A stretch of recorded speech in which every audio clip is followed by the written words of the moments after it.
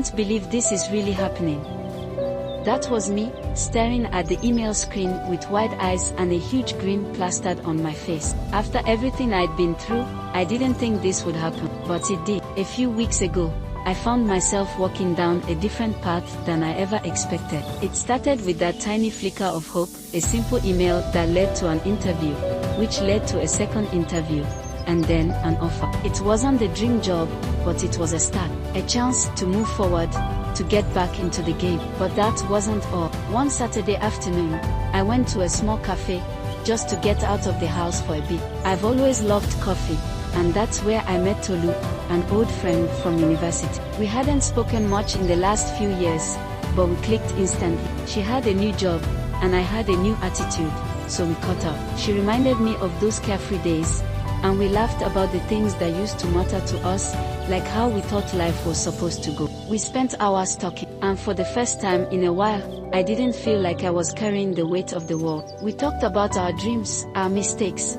and the fact that, yes, life wasn't perfect, but it was still moving. And that was enough. The weeks that followed were a mix of work, trying to get into a routine, and making time for little joys. There was the Saturday market, where I bumped into my cousin's kids, laughing and chasing each other around while we picked out fresh food. There was a moment when I saw my parents in the kitchen, bickering over something silly, and I realized how much I miss those little family moments. I've also been trying to connect more with myself, giving myself small victories instead of focusing on everything I still haven't done. It's the small things that matter. A walk around the neighborhood, a call to a friend, or even a cup of tea with my mom, talking about everything and nothing.